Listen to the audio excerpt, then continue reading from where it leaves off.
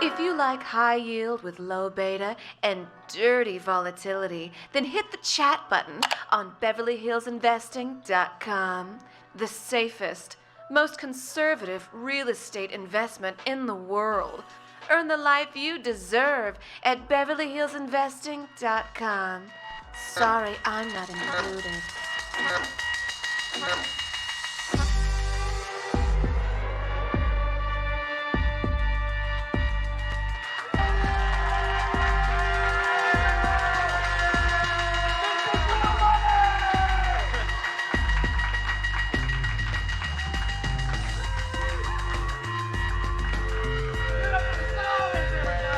Yeah. Oh, yeah. Oh, my God. Such beautiful people are here tonight. Our This budget is on the ground for the whole next season. Yeah. It was worth it. It was definitely worth People it. won't miss a Saturday at 4 p.m. show ever again. Man, they put $1 million on the ground. I paid my student loans at this caveat show. Yeah, it's great. Well, welcome, everybody. We're Fraudsters. I'm Cena Gadsby, Justin Williams. We're happy to announce we are the #1 podcast in the world. Please, thank you. Yes. Thank you. Thank you. Thank you. We beat Joe Rogan. Yep. Thank you. Thank you. He has no chance at touching us. I gave him COVID and the horse medicine to fix it. If you actually look on Twitter, we are trending on Twitter. It's Fraudsters #1, okay? And then it is Joe Rogan, and then it is Chappelle's The Closer, and then it's Afghanistan. The joke there is no one's talking about Afghanistan anymore, people.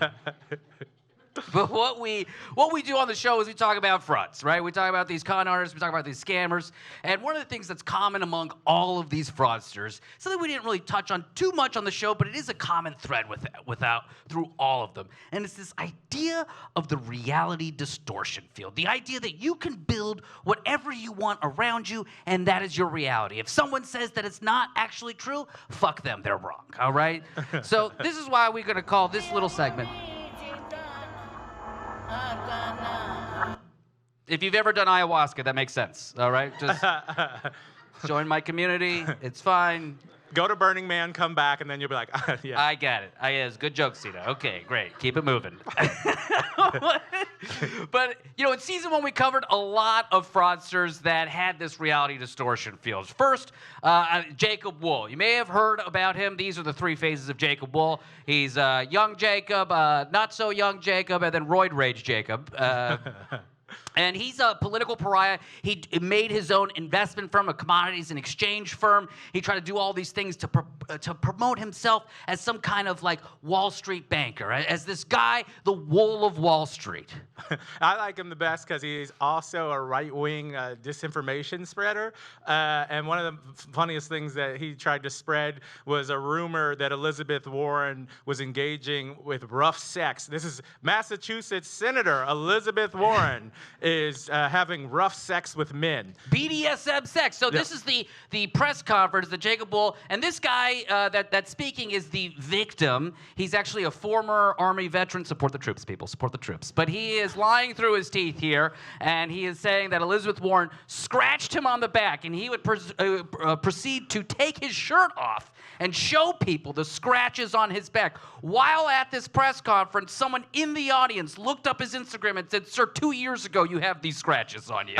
There's no way they have. But that's actually not the most entertaining part, people. When he took his shirt off, this was the tattoo on his back. Triple X!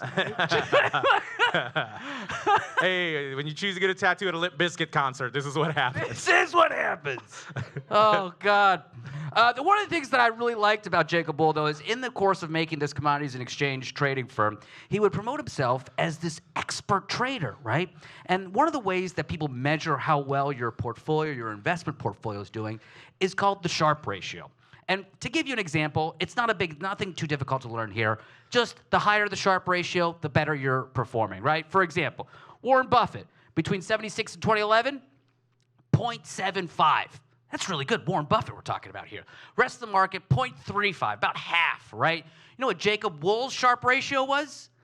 7.87. He's the Wilt Chamberlain of investing. That's either a joke if you're a sports fan because he scored 100 points in a game, or if you're a fan of casual sex, where he claims you've had sex with 10,000 women in his lifetime. But if you also look at, this is like his marketing materials. His place is called Next Capital Management. And what I love about this, you'll do a little math here with me. Come with me, folks. He made this in 2016. He has 10 years of trading experience. His birth date is 1997. I'll do the math for you. He started trading at 9 years old. You can give this man your money. The Doogie Howser of Wall Street, ladies and gentlemen. Buy, sell. It's like he's just stacked on another man. And he got on Fox News, which is, I guess, is not very hard to do these days. But I mean, this is what we were dealing with, this distorted reality that he could take people's money, and he did, and just lose it. That's the market. Next guy, probably you guys know this guy, Jim Baker, the televangelist. If you give him money, he will return it tenfold with your prayers. That's right. I like this picture. This shows the stages of Jim Baker. The first one is televangelist. Height of his powers, the God bless you. If you give me $9.99, Jesus will heal you. The middle is when he was a drug trafficker in the Cocaine Cowboys documentary series. And then on the right here, the final stage of Jim Baker is Wolf Blitzer. Yeah. I wanted to cosplay as Wolf Blitzer for Halloween. I just couldn't bring myself to it. Anna Delvey, I don't know if you're a fan of Anna Delvey. A lot of people in New York may know her. She tried to, come on, that's unbelievable. Excuse me, she tried to get a $40 million loan from an investment firm so she could build the Anna Delvey Foundation for the Arts. The poor artists need money from Anna Delvey to do their art. Too bad she forged all the financial documents. She went to prison for several years. She just recently was released, and now she's being deported. But fret not, she has a 7-figure Netflix deal for a show with Shonda Rhimes. Shonda Rhimes, Anna Delvey was getting money like Busta Rhymes. Come on. What was that? I don't know. This is This is my. Was you having back spasms? You're supposed to just break a leg or a knee, and that's dancing, isn't it? We should do that tonight. We should go to the hippest club in Bushwick and just go into the dance floor and be like. I could do this. I got made fun of doing the Crip Walk last night. Yes. No one wants to see Cena that. got made fun of at our show in downtown Newark, New Jersey last night for Crip walking on stage. Yeah, that was. It's not cultural appropriation. It's a gang. I don't understand. It's not. Kevin Trudeau, he is the king of infomercials. He's also the king of having the longest contempt sentence in United States history of 15 years right now because he was in criminal contempt of the court. He's the guy. Every infomercial. If you grew up in the 90s, you don't know this guy. What were you doing? What were you doing, guys? He tried to cure debts. He had this memory thing that he always was doing. And the biggest things that I love about him, he's like, don't walk by microwaves. Don't buy food that came from a corporation. And 2 colonics a day will keep the doctor away. Yeah. Your asshole will be blown out, but you'll look great. And so, you know, the reason we're doing this, the reason I set this up a little bit is because I want to try to trace back the founding principles of what this hyper-individualism really came from. Where did this idea that we can all create our own reality really come from? And that's like a little segment that we're calling the Founding Fraudsters. And I'd like to thank you. USA. Thank you. Thanks CNN for these graphics. We have results from Iowa. Habashank County is going. You know, what I love about America is this hyper-individualism. You came here, if you were a family of immigrants, they came here, the promise of America was everything, Justin. Yes. You could do anything in America. You want to farm a plot of land? You could do that. That's America. Mm-hmm. If you want to come here and practice a religion, as long as it's not Islam, you can do that. Welcome to America. If you want to come here and own property, if that property ends up being humans, you could do that. That's America. Wait, you guys never heard of this? Guys, did that go over people's heads? Is that what just happened? I don't know. They might be from Texas. Half of you are textbooks say different Ivy shit. League educated. I know that for a fact. So the first founding fraudster we're going to talk about is this guy, Father Martin Luther. FML is what I'm going to call him for short because he did fuck my life and he's fucking everyone else's life as well. Now, Father Martin Luther was the first viral shit poster of history, okay? He nailed his manifesto to the church door, and like wildfire, it spread and it burst Protestantism in 1517, right? The Reformation happened. And he said that the clergy, that the Catholic Church and the clergy there was too pop music. He said the clergy doesn't have backstage passes to God in concert. You can't go see Jesus do the tiny desk at NPR. No. I like it that he's the first like Rolling Stone hipster. Yeah. Like as soon as the Catholic Church makes the cover, he's like, I'm not listening to that band fuck anymore. that shit. Yeah. But if you think about it, it was 1517. How did this one manifesto spread throughout the world? How did this spread? And it all started with this fucking machine. I mean, the printing press.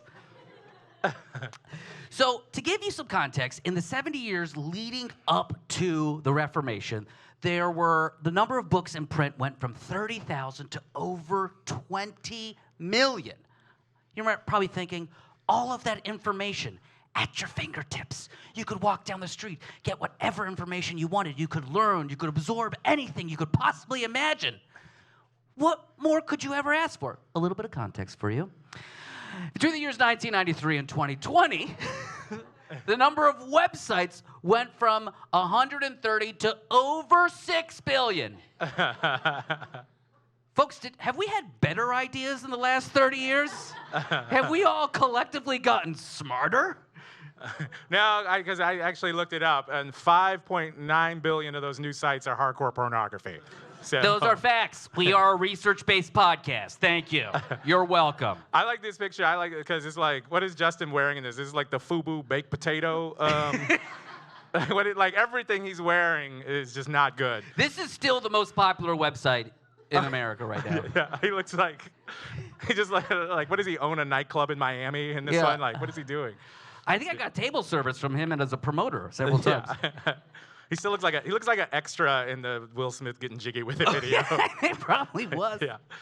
So, guys, like every movement, you're going to have the idea guy, and then you got to have a rich guy to amplify that idea. And in this case, that's Walter Raleigh. We all know this guy. We learned about him when we were young.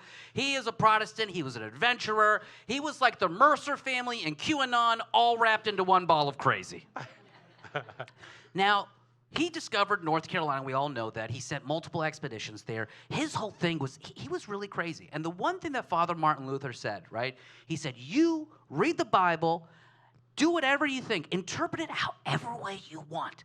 But the one thing I want you to do is believe in the magic of the Bible. Literally the fucking magic of the Bible.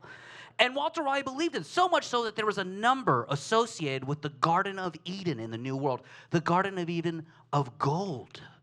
And he believed that at 25 degrees latitude, there was the Garden of Eden of gold, and that was Roanoke Island. Now, Justin, I think you actually have some footage for us to see. Yes, for those of you that are listeners to the show, you'll know that I also have a day job as a tenured history professor. So I have access to historical archival materials as part of our research team. And we have actually found video footage of Sir Walter Raleigh founding North Carolina. I don't know how we got this, but here it is.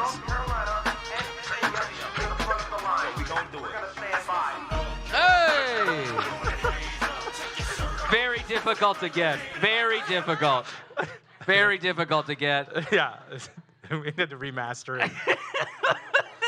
Multiple Freedom of Information Act requests to get that. We are very meticulous in our research department and Photoshop department as well. So that is really how the founding principles, this hyper-individualization, this hyper-idea of like you could create your own reality in this world, that's how it kind of all started. With a viral post amplified by a millionaire that got everyone to believe in a fictional reality. Aren't you all happy we've come so far? More CNN? I don't remember we did this again. But that brings us, that's all to build a little bit of a foundation for what we really wanted to talk about today, which is 1986 Newark. But before we get into the Newark part, I thought not everyone here remembers 1986. If you do, be quiet. Don't ruin it for everybody else.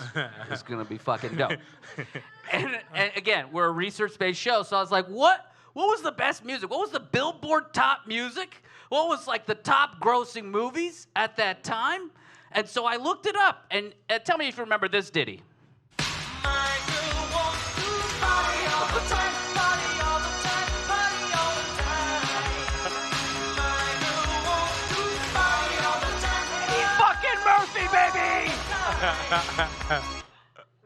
I like that. You ever seen the video of the way Rick James is rooting for him in the Yeah. booth? Like, yeah. Rick James is like a supporting character in that. He believed in Eddie Murphy that much. Yeah. He's like, I don't need the center stage. I will produce you, Eddie. Newark's own Whitney Houston. How will I know if he really loves me? I say a prayer with every heartbeat. I fall in love whenever we meet. I love this song. Oh, my God. Know about these things. How I like that song because that song makes all women at wedding receptions fall apart as soon as it comes on. It's always- And who can forget this classic back to school running date? Dream about going to college. When I used to fall asleep in high school. And here's my personal favorite. Tell me if you remember this one. G'day. Big Dundee from Australia. How are you? I'm fine. How are you? Just came to town for a couple of days. Probably see you around. Bye. Guys, Crocodile Dundee was a top-grossing movie in '86. Y'all motherfuckers are complaining about comic book movies. We had a crocodile hunter from Australia in New York City, and that was crushing cinema. Yeah. That was peak art then, all right? So, in contrast to all the bubbly shit that was happening in '86, Newark was going through some things. Justin? All right, so Newark shares the story of a lot of America's post-industrial urban centers as manufacturing jobs steadily disappeared after World War II, and white flight to the suburbs picked up steam, especially in the case of Newark after the race riots of 1967. The city by 1986 had declined economically, and it went from its peak population of 400,000 people to a low of 270,000 people. That's right, massive population loss, vacant houses, vacant factories, and to replace those things, this new thing called crack cocaine. So Newark, just like if you're from Buffalo, Detroit, Cleveland, Milwaukee, all of these places, 1986 is when Newark as a city is bottoming out and going from a place that represented prosperity in the 20s through the 40s to a place that by the time you get to 1990 in Money Magazine, it will be named the most dangerous city in America, and it will have the distinction of being the car theft capital of North America, the entire continent. Not just the United States. Admittedly, the Canada was pretty low on that list, but it's still a country. Still a country, though. Still a country, beat by a city. But they had a new mayor in '86, a new election, a new mayor came in. That's right. The first African-American mayor in the history of the Northeast was actually in Newark. It was Kenneth Gibson, who was elected in 1971. But as the city continued to decline, he was challenged by a young city councilman from the South Ward named Sharp James, who ran on a campaign of hope and change. Yeah, and so we have a little bit of footage, actual footage, of Sharp James at the beginning of his term. I think the challenge is to make Newark, which is New Jersey's largest city, the leading city in New Jersey.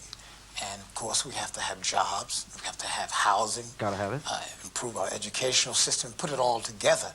So what we're trying to do now is discover that our location, proximity to New York, an airport, a seaport, a highway system second to none, that we have to bring about economic development, and we have to trigger that to the creation of jobs. Okay. Nothing, exactly. No need for a laugh there. No jokes there. Okay? Okay, it's totally fine. You're not missing anything. He sounds like a normal, hopeful politician, right? 5 terms later, he's running against Cory Booker in an election that he would actually end up winning. Sharp is quoted calling Cory a fat white boy and telling audiences that he takes money from the Ku Klux Klan. On the Today Show, he says that Cory, a Baptist, is actually Jewish. He went to Stanford and he's Jewish. He tells a story about his graduation where he couldn't date a white girl. He also says of Cory, you have to learn to be African American, and we don't have time to train you. The thing I like about that is he just puts all of these negative labels on Cory Booker that like actually contradict each other. He's like, he is a gay Ku Klux Klan money-taking that likes white girls. It's like, what? Every possible thing. Yeah.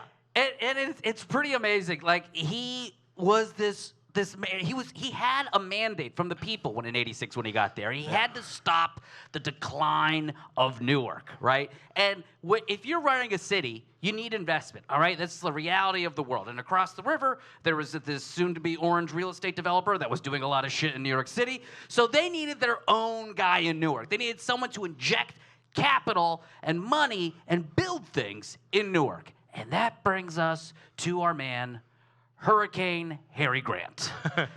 Now, Harry Grant, by the way, this is the only photo we were able to find of this man, okay? Yeah. I sign up for every fucking premium version of every site on the fucking internet. Everyone has my fucking email, okay? Weird bumfuck universities in the middle of nowhere are fucking spamming me now, okay? I sacrifice for the art for you people, okay?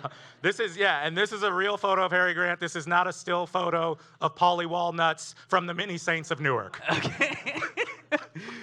Harry Grant actually was born in 1942, Yuri Kiavi. That was his birth name. And he was born in Iraq, of all places. And he came to America via Israel. And when he got here, he was like, can't really do a lot of shows with the name Yuri Kiavi. No one wants to invest in a guy named Yuri Kiavi. So he literally opened the phone book, picked a name that sounded good, and it was Harry Grant.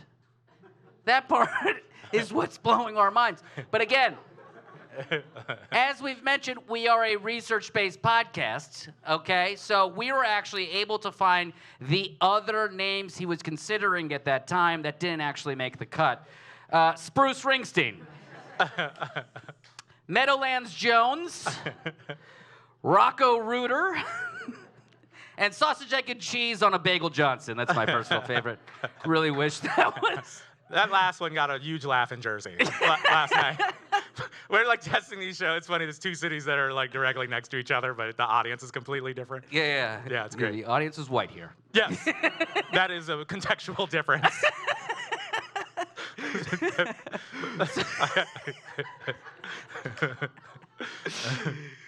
So one of the things that a lot of fraudsters do is they don't actually start off being a total fraudster. They're actually real business people at first, and then things change and they start doing fraudulent things.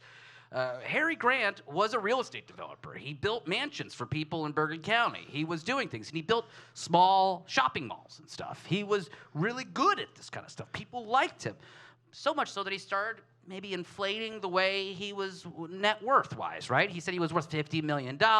He said he was from a very wealthy Iraqi family. And again, folks, we're a research-based podcast. We were able to track down two of the wealthiest people in Iraq. I'd like to thank Hazel, our producer, for locking down this interview. It's a special guest interview that we're able live from Iraq. Ladies and gentlemen, please welcome Uday and Qusay Hussein. Oh, Jesus. Oh, God. We missed the... Hazel, what happened there? That was... Yeah. What the hell? 20 years ago, I asked you to get that interview. You were 5, but don't worry about it.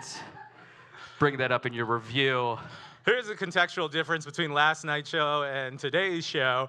That joke got laughs at this show. No one laughed at that in Newark last night. They're like, why are you doing a dead terrorist? They're like, what the... And also, we thank our openers, El Solomon's, right? Second Saddam Hussein joke tonight. We did it! You won't find that anywhere in New York City, guys. You're not going to find 2 Hussein jokes in one show. But listen, if you found that offensive, we are actually contractually obligated to show dead bodies in our show. We're on the Last Podcast Network, after all. So, it's the beginning of Sharp James's term, and he has to make something happen. So 6 weeks in, Harry Grant comes to him and says, I'm not only going to turn Newark around, but I'm going to make Newark the center of the world with the world's tallest building. Yo, once upon a time up in Jersey, yo. I damn near had the record home. That was Grant USA Tower, okay? That tower was supposed to be the world's tallest tower. And here's what was going to be in the tower and in the surrounding area. 3 million square feet of office space, a 500-room hotel, a piano bar, an observation deck, a cemetery, a TGI Fridays, the world's largest ball pit, Legoland, a big and tall, a Just for Feet with a giant Shaquille O'Neal shoe, the world's biggest Sam Goody, a Blockbuster video, an Oldsmobile dealership, and of course, Pets.com. Who remembers Pets.com, right? The best.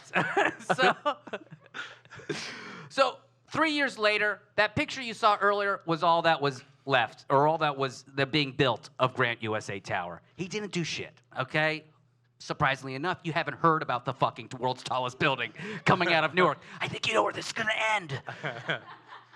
But as fraudsters, he wanted Newark to love him, a lot like comedians. He'll say whatever the fuck he wants to say, and he's just like, oh, come on, I want you guys to still love me. And so... I don't know why y'all criticizing me. I'm just telling it like it is. I don't know if that's Maya Angelou That's or your- Dave Chappelle. I don't know. I don't know. Well, so Harry Grant did what any stepfather does that's trying to win the favor of children that are not his. Gifts. Okay. He got a crew and put 24-karat gold leaf on the dome of City Hall of Newark. This is fucking real. This shit is still there right now. Do you know how upset every Persian in America was? The Shahs of Sunset didn't have toilet paper for a month. No, you know, usually people put a ring on a person. Harry Grant put a ring on an entire city in the Northeast. And so this buys some good favor. People are like, oh, okay. But meanwhile, the cost of the entire tower, he pegged at 80 to 100 million. And people were like, oh, can we talk to your finance team? Can we see your numbers? And he was just like, I am the finance team. And it's like, what the fuck? A one-man finance team. I'm sure everything will be fine. Yeah, if you actually go back to the AP article of the announcement, like, you know, the AP is just like straight news, but they're kind of like, it is doubtful as to whether there is a finance team. So he still hasn't built the tower, but we talked earlier, he does shopping malls, right? Right? He built it. So he built this shopping mall, or should I say, a shell of a shopping mall. Renaissance Mall. Anyone from Newark here seen this ever? Has anyone ever seen this? None of you have been shopping here? If you did, you didn't shop at all because you were probably just stealing cinder blocks. Yeah. This was up for 15 fucking years, people. The shell of a place called Renaissance Mall, okay? The irony is deep here with the rebirth. Yes. It's absolutely, this is as much a mall as, you know, the cardboard set on the old cowboy movies was the Old West. Like, you walk on the backside, there's nothing back there. Nothing there. And so this next part, again, he's trying to win favor. Buy some time. Maybe someone will give him $100 million to build this fucking tower. In 1986 money, In by the way. 1986 Newark, because everyone's looking to invest in Newark in 86. Oh, yeah. Buy low. So he did this other thing. Now, this is, for me, one of the craziest things he's ever done, right? He goes and he asks the city if he can build 4 blocks of sidewalk that connect City Hall to Renaissance Mall. Literally, he wanted to dig up the sidewalk and replace it with Bavarian bricks. And he did this. He got the 4 blocks, and he takes a crew, and he starts digging up the sidewalk and placing these Bavarian bricks. His crew was working all the time. The problem was, once he got to the 4 blocks, he kept going. And the city was like, hey, man, you gotta fucking stop. We didn't ask for all this Bavarian brick. And when they told him to stop, he just went and did it in the middle of the night with his crew. So much so that Sharp James, had to file criminal charges against him to get them to stop. They got police to put hands on his crew, literal hands, to get him to stop doing all of this work, to just destroying the sidewalk. And again, Justin, I think you actually found some more audio from this, actually. Yes. Remember, I am one of the preeminent historians in America today. And we actually managed to find archival records of Sharp James discussing the issue with his public safety team. Ow! Step tearing up the sidewalk! Harry Grant! Motherfucker tearing the sidewalk! Ooh! Stop tearing up the sidewalk! Got to get him! Stop tearing up the sidewalk!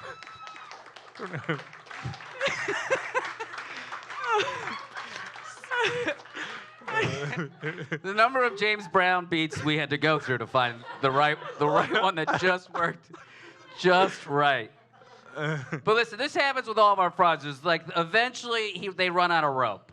And he had 32 civil suits that were against him, not from 98 to 91, totaling over $1 million. Some he won, some he lost.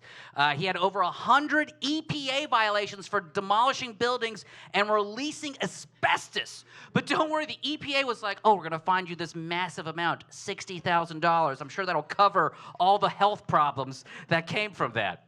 Yes, and listen, if you've been affected by asbestos in the state of New Jersey, you can find help with Brandon Dre Broderick, who has a billboard literally on every highway across the state. I heard some groans. That means you've seen this billboard. That's Yes. good. That's a win for us. This That's a and win. Eat Clean Bro are the two billboards. That was actually the best joke last night. The people loved the billboard joke. Yes. They're like, we have been on the Parkway. Here the audience is like, Jersey? I don't know. I don't have a passport. What? So, of course, he files Chapter 11 bankruptcy, and he loses those construction companies in the summer of 1990. Now, you're probably wondering, is that the end of the show, Cena? Is that all there is? Nay. Nay, I say. You can't keep Hurricane Harry down! I'm back. Back in the New York groove. I'm back. I'm big. Here's Harry. This is the budget is on the ground. It wasn't at the voiceover department. We empower female voices to even be the male voices. So, Harry Grant took his vision from Newark to New York City. And in the early 90s, Newark was on the rebound. Justin, what was happening in Newark, in New York City in the 90s? Yeah, New York City was on the rebound. Newark wasn't on the rebound. Yeah, Right, we'll get to. But New York City was going to turn around because, especially in the '90s, because there was this mayor named Rudolph Giuliani who would take Oh. over. And let me tell you something about this guy. Everything he did would age well, and he would never embarrass himself multiple times. America's mayor. We would always believe in him. Yeah, he'll remain incredibly popular across Very New York popular. City. And his hair will never leak on live television. Salt of the earth, Rudy Giuliani. He was turning Times Square into something more of a tourist hub. And Harry Grant actually took a trip to London and saw these double-decker red tour buses. I heard someone gag. That's a good sign. Double-decker red tour. And he thought, this is a great idea. This is what we need in New York City. We're going to have a tour bus company. So he brought 2 of these fucking double-decker monstrosities to New York City. And you know what, folks? Guess what? It fucking worked, all right? You can't keep the hurricane down. He went from 2 to 63 double-decker buses from the UK and was pulling in over $10 million in revenue within a few years. This shit was a success. So let's run down what actually ended up happening, though. The good people of West 22nd Street got very upset with him because there's a parking lot there, and instead of just renting it for parking, Harry Grant turned it into a repair facility. So you can imagine if you've ever interacted with the community boards or the local boards of your neighborhood, everyone's pissed all the time. No one goes to a community board meeting and is like, hey, everything's great, isn't it? They fucking were pissed at this guy. He had 200 violations for noise complaints, traffic violations, and what do you know? Unlicensed drivers. Oh, by the way, folks, these buses are from England. The fucking steering wheel's on the wrong side. The emissions are all over the place, all right? On a $100,000 fine for switching license plates, because obviously he was trying to avoid inspection. And because of that, he was removed as an officer, but he got to stay on as VP. Isn't capitalism great? And of course, like all shitheads, he was charged with third-degree sexual assault eventually against an employee. He had to pay her $750,000, go on a year of probation, and get counseling. And because of that, more shit started happening. An elderly man was crossing West 45th Street, and one of these unlicensed drivers was killed an old man walking across West 45th Street. So finally, in 2001, the whole company goes under. There's a happy ending, folks. Because we still have these double-decker buses! They're still fucking here. The Gold Dome and the double-decker buses are the legacy of this fucking prick. That's right. One photo of this guy, but the living infrastructure of 2 cities in the Northeast. You see those red double-decker buses? Just know, Harry Grant, the man no one knows, no one will remember, no photos of him. These fraudsters have a way of leaving their fucking stench wherever we go because they distort reality and they're able to influence the world around them. So, Justin, tell us, what's been happening in Newark since then? It's bounced back a little bit. Okay, so really starting in the 2000s, right? The sort of like dreams that you heard about in the 80s start to happen, right? So for instance, where the husk of the Renaissance Mall was located was replaced by the Prudential Center in 2007, which was briefly home of the New Jersey Nets, currently home to the New Jersey Devils, and a top 15 grossing concert venue worldwide. Why is this important? Because if there's one way to bring white people back to a city that they fled, it's a hockey team. Successful there. Didn't happen in Brooklyn, though. Guys, those long beards from Long Island came to Brooklyn. They're like, we're out of place here. This is not going to work. Yeah, in 1997, you had the New Jersey Center of the Performing Arts, which is a giant state-of-the-art opera house, also a thing that was clearly built in mind for the 80% black and Puerto Rican populace living in Newark. But what happened to Sharp James? Well, Sharp James follows the sort of trend of New Jersey machine politics, right? He becomes like a symbol that the black political machine is not unlike the Italian political machine that it replaced, right? Sharp James not only is the mayor of Newark for 5 terms, but he also served as state senator simultaneously, making him the 2nd most powerful person in the entire state under the governor. Heavyweight champion of the world and the Intercontinental belt at the same time. Yes, absolutely. But in his comfort and in his complacency, Sharp James had his own ethics issues. In 2007, he was sentenced to 27 months in prison for using the machinery of city government to buy a cheap home for his mistress. Yeah, I think he actually used Side Chick Zillow for that. That was... Side Chick Zillow. When your main chick can't come in that house, get another one. So a lot of these fraudster stories, if you listen to our show, don't necessarily have happy endings, right? So we're doing a live show. We want to give you some affirmations to really take some positive things away from you here. First, you are the maker of your own reality. If someone says something else that you don't like, fuck it, it's yours. It's your reality. When the government says stop building, they really mean build more. No means yes. Believe in magic. I think we can all agree on that, right? Believe in magic. Science is for the weak. Challenge me. And if you eat a fraudster, you will gain their power. I think that's something we can all take to heart here. And if you're interested, Sharp James has a book out called Political Prisoner. You can be indicted, tried, and convicted without committing a crime. You can buy that book on Amazon.com right now. And we've now officially advertised for Sharp James more than our own show, I think. This is the Sharp James program. Guys, thank you so much for coming out to our show. We really appreciate it. I'm Sita Gadsby, Justin Williams. Have a happy Halloween.